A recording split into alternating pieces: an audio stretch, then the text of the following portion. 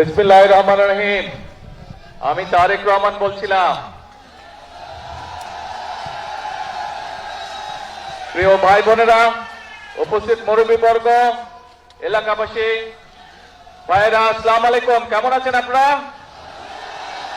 আচ্ছা, আজকে আপনাদের এখানে জনসভা নেই। আমি কবে এসেছিলাম জানি? 2004 না? হ্যাঁ, 2004 এই এলাকায় কিন্তু আমি এসেছিলাম, মনে আছে? হয়তো অনেকের সাথে সেদিন দেখা হয়েছিল। তা আজকে আবার আলহামদুলিল্লাহ আল্লাহর মধ্যে বহু বছর পরে এসেছি।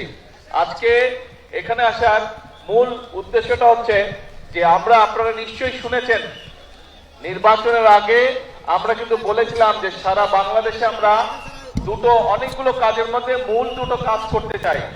একটা হচ্ছে এই খাল খনন, যেটা শহীদ রাষ্ট্রপতি জিয়াউর রহমান শুরু করেছিলেন। আরেকটা হচ্ছে বৃক্ষরোপণ সারা বাংলাদেশে, এটাও শহীদ জিয়া শুরু করেছিলেন। দেশনেত্রী খালেদা জিয়াও এই কর্মসূচি চালু রেখেছিলেন। এই কর্মসূচি আমরা আবার ইনশাল্লাহ বাংলাদেশে চালু করেছি। সেই বৃক্ষরোপণ কর্মসূচির অংশ হিসাবেই আজকে এখানে আমি এসেছি। এখানে বৃক্ষরোপণ আমরা করব। তবে এই যে বৃক্ষরোপণ করব, আমি আসার সময় রাস্তায় দেখলাম অনেকগুলো মানুষ রাস্তার দুই ধারে অনেকগুলো গাছের চারা নিয়ে তারা দাঁড়িয়ে আছে। কেউ কেউ রোপণ করেছেন, কেউ কেউ রোপণ করবেন। যেই চারাগুলো রোপণ হয়নি, আমি খেয়াল করে দেখলাম অনেকে চারা যে মাটিটা থাকে সেই মাটিটা একটা পলিথিন দিয়ে প্রাচানো থাকে, কিন্তু পলিথিনটা শুদ্ধ গর্তের মধ্যে দিয়ে দিয়েছে। তো পলিথিনটা শুদ্ধ যদি গর্তের মধ্যে আপনারা দিয়ে দেন, তাহলে তো জানেন যে গাছটা নষ্ট হয়ে যাবে। তো যারা যারা এই কাজটা করেছেন, দয়া করে সকলে ওই পলিথিনটা খুলে নিয়ে মাটি সহ গাছটা মাটিতে রোপণ করুন, নাহলে তো গাছটা বৃক্ষরোপণ আমাদের গাছটা মরে গেলে তো নষ্ট হয়ে যাবে, তাই না? সেই জন্য সকলকে আমাদেরকে যত্ন সহকারে এই কাজটি করতে হবে। এবং এই যে দেখেন বর্ষাকালে বৃষ্টি হয়। আচ্ছা ভাই, আগে ডাক দেওয়া শেষ করি, তারপরে স্লোগান দেয়। এখন না, আস্তে আস্তে। এখন এই যে দেখেন, আমরা দেখেছি যে দেখেন চট্টগ্রাম অঞ্চলের দিকে প্রায় 5টি জেলাতে অনেক বৃষ্টিপাত হয়েছে। তার আগে আবার বৃষ্টিপাত ছিল না বেশ অনেকদিন, তাই না? বৃষ্টি এই যে হচ্ছে, মাঝখানে অনেকদিন গ্যাপ ছিল না বৃষ্টির। এই যে কখনো বৃষ্টি বেশি হচ্ছে, কখনো বৃষ্টি হচ্ছেই না প্রায়। এই যে আবহাওয়ার এই বিষয়টা, এটা কেন হচ্ছে? কারণ সারা পৃথিবীতেই আবহাওয়ার সমস্যা হচ্ছে, কিন্তু বাংলাদেশে বেশি হচ্ছে এই কারণ যে আগে আমরা যখন ছোট ছিলাম তখন শীতকালে যতটা শীত পড়তো, এখানে অনেক মুরব্বী আছে, মুরব্বীরা ভালো বলতে পারবেন যে এখন কিন্তু আগের মতন শীত পড়ে না। এখন আগের মতন শীত পড়ে না। আবার গরমের সময় অনেক বেশি গরম পড়ে।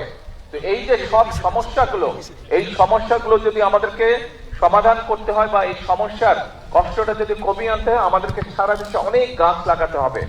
20 কোটি মানুষের দেশ, আমাদের যে পরিমাণ গাছ থাকা প্রয়োজন সেই পরিমাণ গাছ সারা বাংলাদেশে নেই। এবং সে কারণেই শহীদ জিয়া যে কর্মসূচিটি শুরু করেছিলেন, দেশনেত্রী খালেদা জিয়া এই যে বৃক্ষরোপণ কর্মসূচি থেকে এগিয়ে নিয়ে গেছেন। আমরাও বর্তমানে বিএনপি দেশ পরিচালনার দায়িত্বে আছে, আমরা অনেকগুলো কর্মসূচির পাশাপাশি আমাদের এই কর্মসূচিটাকেও সারা দেশে আমরা এই কর্মসূচিটা চালু রাখতে চাই। এবং ইনশাআল্লাহ আগামী 5 বছরে আমাদের পরিকল্পনা হচ্ছে যে আমরা 25 কোটি গাছ, আমরা আগামী 5 বছরে সারা দেশে 25 কোটি গাছের চারা আমরা রোপণ করব। এখন একটি গুরুত্বপূর্ণ বিষয় আছে, আজকে প্রায় এখানে 2000 গাছের চারা রোপণ করা হবে। যারা যারা যে গাছের চারাটি রোপণ করবেন, আপনাদের দায়িত্ব কিন্তু আজকে রোপণ করে চলে গেলেই কিন্তু, শুধু রোপণ করলেই কিন্তু কাজ শেষ হয়ে যাচ্ছে না। একটি শিশু যখন ভূমিষ্ঠ হয়, শিশুটা ভূমিষ্ঠ হলেই কিন্তু বাবা মায়ের কাজ শেষ হয়ে যায় না, বরং শিশুটা ভূমিষ্ঠ হবার পরে শিশুটাকে যত্ন সহকারে গড়ে তোলা, যত্ন সহকারে মানুষ করাই হচ্ছে সবচেয়ে আসল কাজ। কাজে এই গাছটা যেটা আপনারা আজকে রোপণ করবেন, এই যে 2000 গাছের চারা রোপণ করা হবে, এই গাছটা কিন্তু শিশু গাছ, আজকে শিশুর মতন এটিকে বড় করতে হবে। কাজেই যারা যারা গাছের চারাটি রোপণ করবেন তাদের কাছে আমার অনুরোধ থাকবে, এবং যেই বাড়ির সামনে গাছটি রোপণ করা হচ্ছে সেই বাড়িতে যারা বসবাস করবেন অথবা আশেপাশে যদি দোকান থাকে, প্রত্যেকের কাছে আমার অনুরোধ থাকবে, আহ্বান থাকবে যে গাছটি একটা সাইজে বড় না হওয়া পর্যন্ত দয়া করে গাছটিকে যে যতটুকু পারেন যেভাবে পারেন গাছটিকে দয়া করে যত্ন করবেন যাতে গাছটি বড় হতে পারে, কারণ এই গাছটি যদি বড় হয় আপনি বুক ভরে শ্বাস নিতে পারবেন। এই গাছটি যদি বড় হয়, এই গাছটি বড় হলে এই গাছের তলায় আপনি শান্তি মতন ছায়ায় বসতে পারবেন। কাজে এই গাছটি আমাদের উপকারের জন্যই হবে, শুধু আপনার না, আপনার সন্তান, আপনার পরিবার, আপনার এলাকার মানুষ, আপনার পাড়ার মানুষ সকলে এই গাছের সুবিধা পাবে।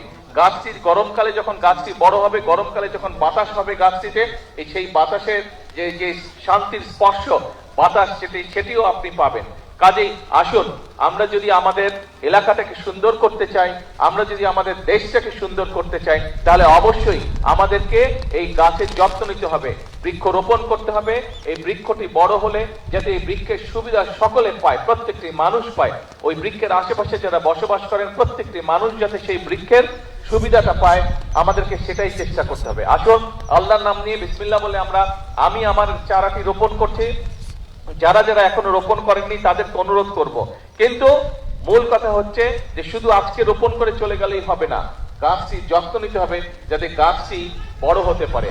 আপনি যেরকম সন্তানকে দেখেন বড় হতে, সন্তান যত বড় হয় আপনার বুকটা ভরে উঠে আনন্দে, ঠিক এই গাছটি যারা যারা রোপণ করছেন বা গাছের যাদের দোকানপাট, বাসা বাড়ির আশেপাশে বা সামনে এই গাছের চারাটি রোপণ করার পরে গাছটি যখন বড় হবে, দেখবেন সন্তান বড় হওয়ার যে আনন্দ, ঠিক গাছটি যখন যত বড় হবে দেখবেন একই রকম আপনি আনন্দ পাবেন। আসুন আল্লাহ দেওয়া এই নিয়ামত, এই আনন্দটি আমরা আজকে সকলে ভাগ করে নিই। 2500 গাছ রোপণ করা হবে। যারা 2500 গাছের চারা রোপণ করবেন তাদের সকলকে আমি অনুরোধ করব, আসুন সুন্দরভাবে আমরা চারাটি রোপণ করি। আমরা একসাথে আজকে 2500 চারা রোপণ করি। বৃক্ষরোপণ উপলক্ষে একটা সুন্দর স্লোগান আমরা তৈরি করেছি, বৃক্ষরোপণে সাজাই দেশ সবার আগে। বৃক্ষরোপণে জোরে, বৃক্ষরোপণে সবার আগে, বৃক্ষরোপণে সবার আগে। আসেন বিসমিল্লাহ বলে আমরা গাছের চারাটি রোপণ করি।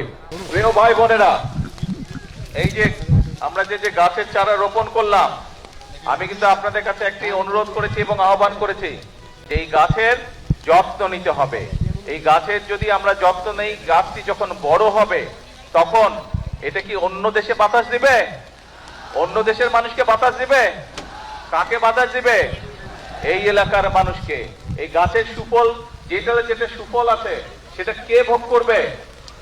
এইটা ভোগ করবে মানুষ, এই এলাকার মানুষ ভোগ করবে। আরেকটি বিষয় আপনাদের সকলকে আমি বলতে চাই, একটি বিষয়, এই দেশটির মালিক কারা? আমরাটা কারা? এই দেশের জনগণ। এখন যেহেতু আপনারা এই দেশের জনগণ, এই দেশের মালিক, আপনি যেই ঘরের মালিক, যেই ঘরে আপনি থাকেন, সেই ঘরের যত্ন কে করে? সেই ঘরটি যদি ময়লা হয়ে যায়, কোন একটি খুঁটি দুর্বল হয়ে যায়, তো সেটির যত্ন কে করে? ঠিকঠাক কে করে? ঘরের মালিক করে না? ঘরের মালিক করে। তো দেশটা যেহেতু আমাদের সকলের, এই দেশটার তো আমাদেরকে যত্ন করতে হবে। এই যে দেখেন খালটা, এই আমার সামনে ওইখানে একটা প্লাস্টিকের বোতল পড়ে আছে, তারপরে এখানে একটা প্লাস্টিকের বোতল পড়ে আছে। এই যে পত্রপত্রিকা খুললে আমরা দেখি বিভিন্ন জায়গায়, এই যে বর্ষার সময় এখন আমরা কি দেখি, বিভিন্ন জায়গায় পানি জমা হয়ে যাচ্ছে, হচ্ছে না? সেটি শহরেই হোক, গ্রামেই হোক, বিভিন্ন খাল বিল এগুলা বন্ধ হয়ে গেছে, পানি যেতে পারছে না ঠিকভাবে। এইটা দেখি না আমরা, এই সমস্যা হয় না? তো এখন এই যে সব জায়গায় যদি আমরা ময়লা ফেলি, আবর্জনা ফেলি, তাহলে এই খাল বিল সব ময়লা হয়ে যাবে, খাল বিল সব বন্ধ হয়ে যাবে। এবং খাল বিল যদি বন্ধ হয়ে যায়, এই খালটি যদি চালু থাকে, এই খালে যদি পানি প্রবাহিত করে, উপকারটা কাদের হবে? এই এলাকার মানুষের হবে। অর্থাৎ সারা দেশের খাল বিল যদি ঠিকঠাক থাকে, তাহলে বন্যার সময় যেরকম ক্ষতি কম হবে, পানি যেমন খালের মধ্যে থাকবে, ঘরে বাড়িতে কম ঢুকবে, একইভাবে খালের পানিও পরিষ্কার থাকবে। যদি আমরা খালের যত্ন নেই, আমাদের নদীগুলোর যত্ন নেই, সেই পানি তো আমরাই ব্যবহার করি। তো সেই জন্য আপনাদের সকলের কাছে আমার অনুরোধ থাকবে, এই রাস্তা দিয়ে আসার সময় দেখলাম যেখানে যেখানে বাজার আছে সেইখানে বিভিন্ন রকম কাগজ পত্র, পলিথিন, প্লাস্টিকের ব্যাগ, বিভিন্ন জিনিস পড়ে, প্লাস্টিকের বোতল পড়ে পরিবেশটা একদম নষ্ট হয়ে যাচ্ছে। পরিবেশ যদি নষ্ট হয়ে যায় তাহলে ক্ষতিটা কার হবে বলেন তো? কারণ এই যে ঢাকা শহরে গেলে এই বিভিন্ন পরিবেশের কারণে ধোঁয়া, গাড়ির ধোঁয়া, ট্রাকের ধোঁয়া, ইঞ্জিনের ধোঁয়া, এই ময়লা মানুষের শ্বাস নিতে কষ্ট হয়। এই গ্রামে আসলে তাও কিছুটা ভালো লাগে, তাও কিছুটা বুক ভরে শ্বাস নেওয়া যায়। কিন্তু এই আবর্জনা দিয়ে যদি সব জায়গায় ভরে যায় তাহলে তো পুরো দেশের পরিবেশ নষ্ট হয়ে যাবে। তখন ছোট বড় সব মানুষের ক্ষতি হবে, শ্বাস নিতে কষ্ট হবে, শ্বাসজনিত বিভিন্ন রকম অসুখ বিসুখ হবে। আপনাদের সকলের কাছে আমার আহ্বান, এবং এখানে আজকে মিডিয়ার ভাইরা আছেন, ভাই বোনেরা আছেন, তাদের মাধ্যমে আমি সমগ্র দেশের মানুষকে অনুরোধ করব, আসুন আমরা চেষ্টা করি যেখানে সেখানে আবর্জনা যেন আমরা না ফেলি। আমাদের কোন একটা ব্যবহার্য জিনিস ব্যবহারের প্রয়োজনীয়তা ফুরিয়ে গেল, পানি খেলাম, পানির বোতলটা খালি হয়ে গেল, আমরা যেখানে সেখানে ফেলে দেই। কোন একটা প্যাকেটে করে আমরা কিছু নিয়ে যাচ্ছি, জিনিসটা যখন বের করলাম প্যাকেটটার প্রয়োজনীয়তা ফুরিয়ে গেল, আমরা প্যাকেটটা যেখানে সেখানে ফেলে দিচ্ছি। এতে করে আমাদের পরিবেশটা নষ্ট হয়ে যাচ্ছে।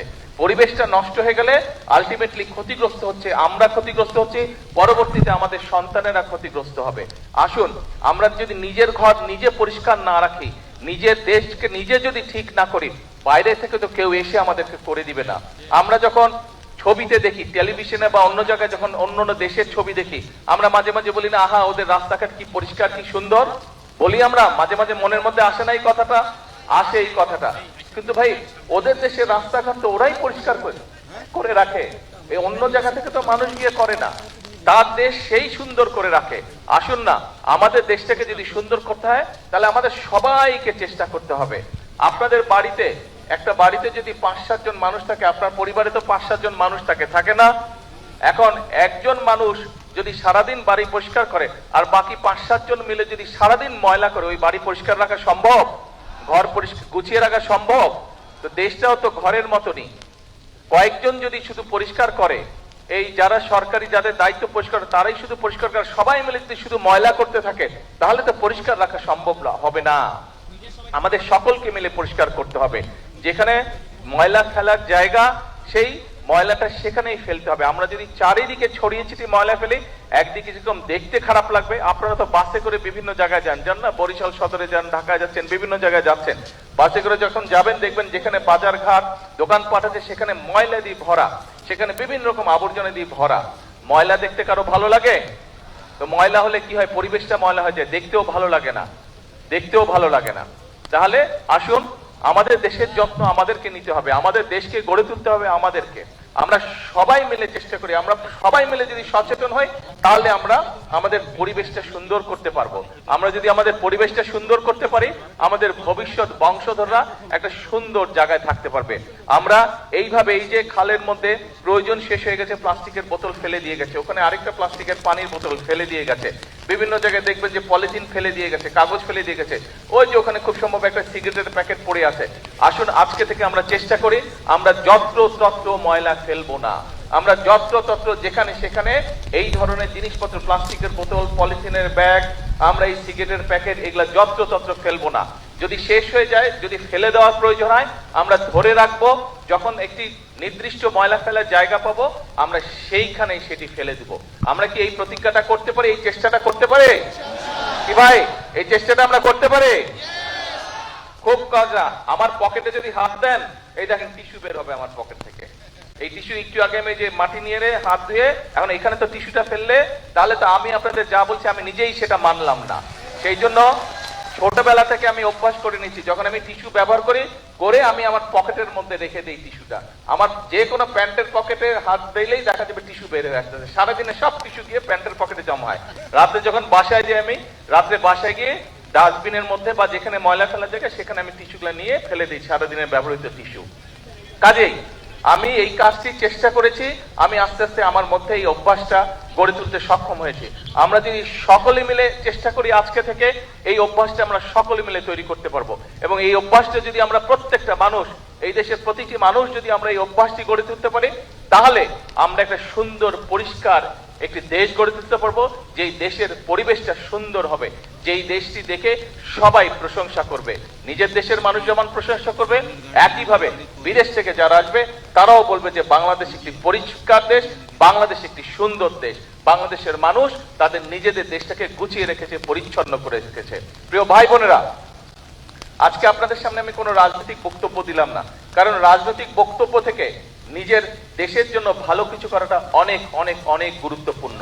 আমি মনে করি এই যেই কথাটি আমি বলেছি, এই কথাটি, এই কাজটি যদি আমরা করতে পারি, এটি দেশের জন্য অনেক বড় গুরুত্বপূর্ণ। এটি দেশের জন্য বর্তমানে এবং ভবিষ্যতে বাংলাদেশের ভবিষ্যৎ প্রজন্মদের জন্য একটি সুন্দর সুস্থ দেশ গড়ে তুলতে আমাদেরকে সাহায্য করবে। আসুন আজকে এই বৃক্ষরোপণের দিনে, আজকের এই কর্মসূচির দিনে আমরা সকলে মিলে প্রতিজ্ঞা করি যে আমরা আমাদের স্ব অবস্থান থেকে প্রত্যেকটি মানুষ যতটুকু সম্ভব হবে আমরা চেষ্টা করব আমাদের আশেপাশের পরিবেশের প্রতি আমরা যত্ন নিব। আমরা চেষ্টা করব আমাদের আশেপাশের ঘর বাড়ি রাস্তাঘাট যতটুকু সম্ভব আমরা আমাদের অবস্থান থেকে আমরা চেষ্টা করব সেই পরিবেশটিকে রক্ষা করার জন্য, পরিবেশটিকে পরিষ্কার রাখার জন্য, পরিবেশটিকে সুন্দর রাখার জন্য। আপনাদের কাছে এই প্রত্যাশা রেখে আমার বক্তব্য শেষ করছি। আল্লাহ হাফেজ। বাংলাদেশ জিন্দাবাদ। বাংলাদেশ জাতীয়তাবাদী দল জিন্দাবাদ। আসসালামু আলাইকুম।